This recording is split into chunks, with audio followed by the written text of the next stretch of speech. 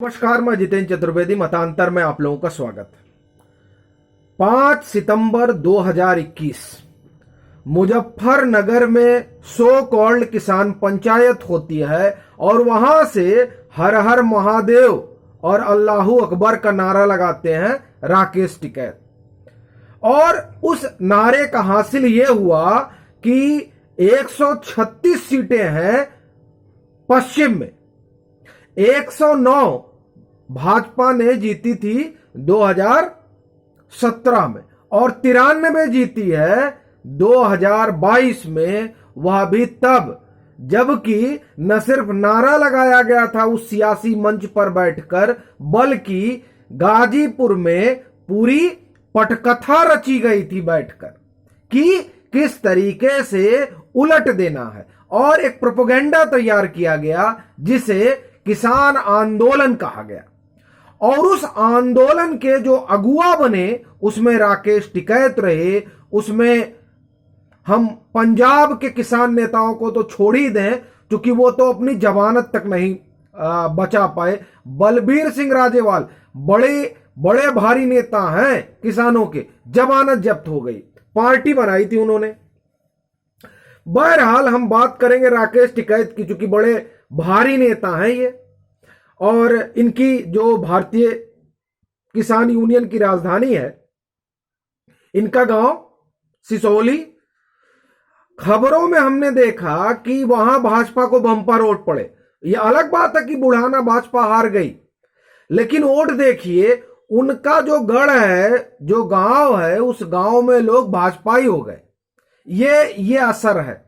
लेकिन दरअसल हम बात उस असर की नहीं करने जा रहे हैं, हम चर्चा उस प्रोपेगेंडा की करने जा रहे हैं जो प्रोपेगेंडा रचा गया और जिसकी आप ये कहिए कि जिसके गर्भ में एक ही बात थी, वो ये कि किस तरीके से एक नरेटिव बनाया जाए और उस नरेटिव के जरिए एक अनरेस्ट खड़ा किया जाए और उस अनरेस्ट के सहारे सत्ता बदली जाए, जिसमें तमाम सियासी दलों ने भागीदारी ली।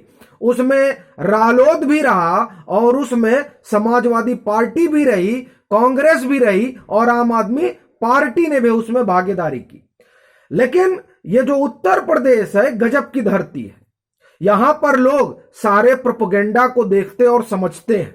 वो जानते हैं कि असल में कौन यहां पर क्या चाहता है।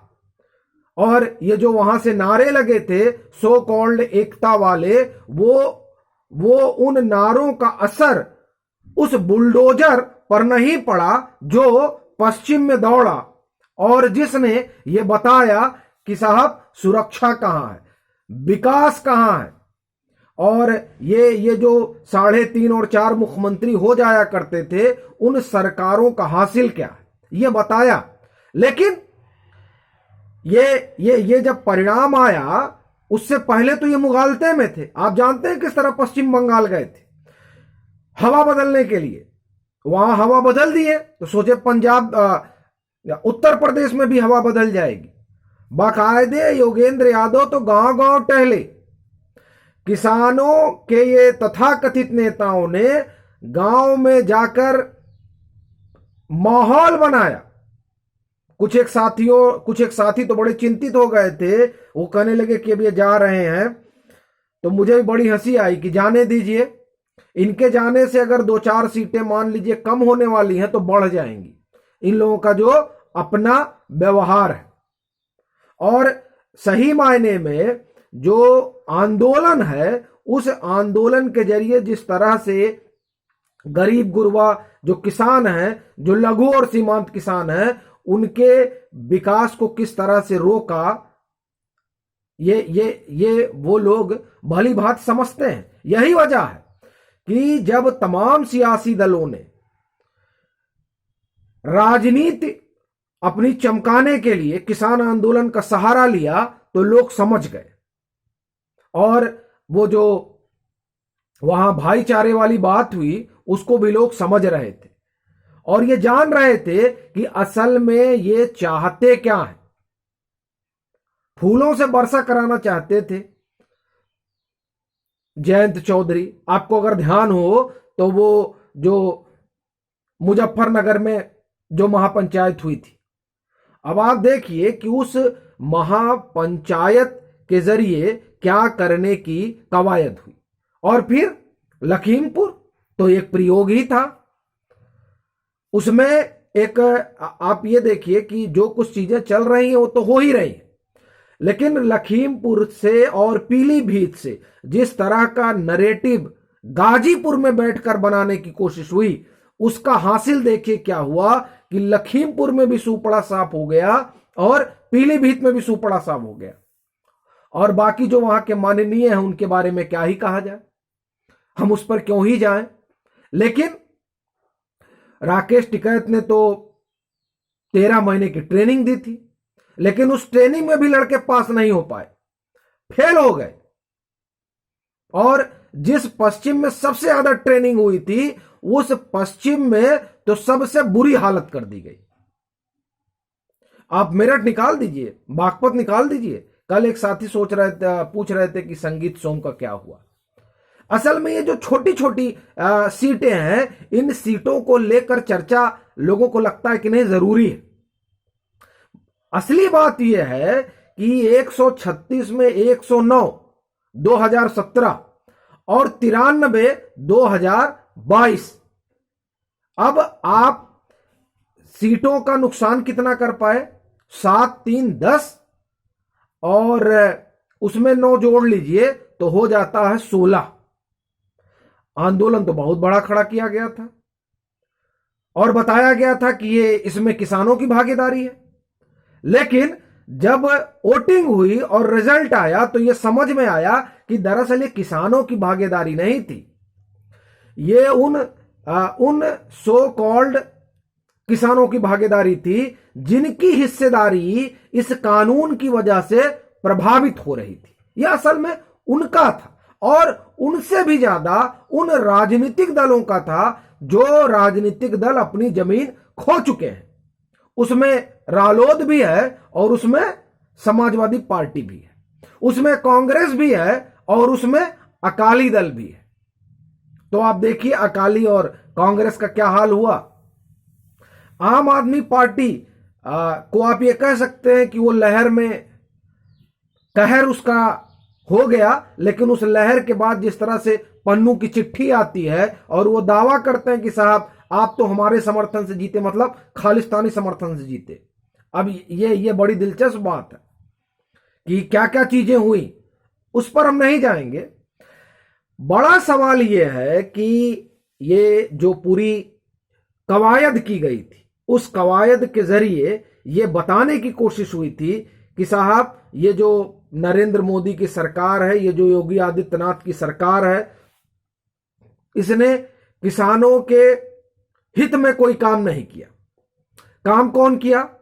काम कांग्रेस ने किया, काम समाजवादी पार्टी ने किया, काम उस सेकुलर नरेटिव ने किया जो आप ये समझिए कि दशकों से गढ़ा जा रहा था। लेकिन उसका परिणाम क्या हुआ? आप कल्पना करिए कि देश की राजधानी को घेर कर कोई बैठ जाता है किसानों के नाम पर, 13 महीने तक वहां तांडव होता है और यह कोशिश होती है कि सरकार कुछ करे ताकि हमको बहाना मिल जाए अपनी राजनीतिक जमीन जो जा चुकी है उसे हासिल करने का। और इनके वहां बैठे रहने से किस तरह का एक माहौल बनता है उन इलाकों में जहां अनरेस्ट हो सकता है। यह आप जानते हैं कि दरअसल जो पंजाब का परिणाम है वो परिणाम क्या कह रहा है, और वो किसी को बताने की जरूरत नहीं है कि वहां किस तरह की परिस्थितियों की संभावना है जिसको लेकर लोग चिंतित हैं, और वो चिंता का विषय है। क्या इसी तरह की परिस्थितियों के लिए लोगों ने एक पार्टी को इतना बड़ा बहुमत दिया है? यह अपने आप में एक बहस का विषय है। लेकिन हम लोग बात राकेश टिकैत की कर रहे हैं और उनकी ट्रेनिंग की कर रहे हैं और उनके कोको की कर रहे हैं। जो कोको जो है वोट तो नहीं ले जा पाई। बाकी आप उसका कुछ भी व्याख्या करें, कई साथी उसकी अलग अलग व्याख्या कर रहे थे। खैर, मैं उस व्याख्या में नहीं जाऊंगा। अपना सबसे बड़ा सवाल यही है कि ये जो किसान के नाम पर बितंडा खड़ा किया गया, ये जो सो कॉल्ड सेकुलरिज्म के नाम पे बितंडा खड़ा किया गया, ये जो सो कॉल्ड ईवीएम हैकिंग के नाम पर एजेंडा खड़ा किया गया, ये प्रोपेगेंडा गढ़ा गया, ये लोग कहां गए? और क्या ये लोग इस बात को समझ रहे हैं कि हिंदुस्तान की राजनीति किस करवट बैठ रही है? क्या ये लोग ये समझ पा रहे हैं कि दरअसल राजनीति जो है वो राजधानी को घेर कर बैठने से नहीं हो सकती है। राजनीति को अगर राजनीति करना है तो उसके लिए जमीन पर आना होगा और वो सरोकार देखने होंगे जो वाकई में जनता के सरोकार हैं। जनता के सरोकार से इतर होकर जब जुमलेबाजी की जाएगी तो परिणाम यही होगा कि जो आंदोलन स्वहित से प्रेरित होते हैं उसमें जनता की हिस्सेदारी नहीं होती है। अगर यह आंदोलन बेरोजगारी को लेकर हुआ होता, अगर यह आंदोलन महंगाई को लेकर हुआ होता, तब ये मुद्दे जेन्युइन हैं। इन मुद्दों पर जब आंदोलन होते हैं तो जनता जागरूक होती है, तब जनता आपके साथ खड़ी होती है। लेकिन यहां तो एक अलग तरीके का नैरेटिव था। उस नैरेटिव में कुंठा थी, उस नैरेटिव में सियासत थी, उस नैरेटिव में यह था कि यहां से योगी आदित्यनाथ को हटा दो, क्योंकि 2022 का चुनाव ही 2024 की सियासत तय करेगा। ये सभी लोग जान रहे थे कि उत्तर प्रदेश का जो परिणाम होगा वो असल में राजनीति की एक नई इबारत लिखेगा। और ये भी लोग मान रहे थे कि यहीं से तय होगा कि 24 में होने क्या वाला है। और इसी वजह से 13 महीने का एक प्रयोग होता है, इसी वजह से बंगाल में एक प्रयोग होता है, इसी वजह से तमाम जगहों पर प्रयोग किए जाते हैं। यहां तक कि कांग्रेस तो बाकायदे एक विंग बना देती है दिग्विजय सिंह की अगुवाई में, अनरेस्ट विंग, जो देश भर में आंदोलन खड़ा करेगा। ये स्थिति है। जब आप अपने काम से जनता का विश्वास नहीं जीत पाए तो अब उसका एक तरीका यह होता है कि प्रोपेगेंडा पर चला जाए और प्रोपेगेंडा के जरिए यह बताया जाए कि साहब देखिए क्या हो रहा है। लेकिन सबसे बड़ी बात यह है कि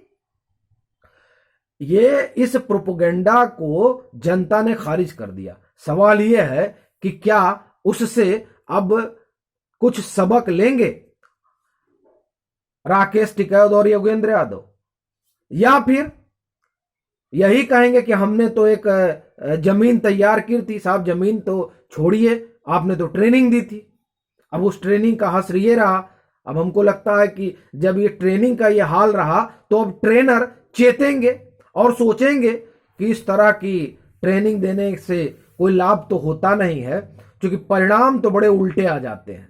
और जिस किसानों के ठेकेदार बने लोग टहलते हैं उन किसानों ने इनकी ठेकेदारी और इनका पट्टा सब उठा के फेंक दिया। बोला हमें आप नहीं चाहिए, हम तय कर लेंगे कि क्या करना है। और गांव ने तय कर लिया। तो अब इन लोगों को तय करना है कि इन लोगों को क्या करना है। हालांकि ताल ठोक रहे हैं, अब देखना दिलचस्प होगा कि आगे की इनकी रणनीति क्या होगी। लेकिन जनता ने तो अपना जनादेश दे दिया। अभी के लिए फिलहाल इतना ही। अगर आप मतांतर से नहीं जुड़े हैं तो जुड़िए, वीडियो को लाइक कीजिए, शेयर कीजिए और अपने सुझाव जरूर साझा कीजिए।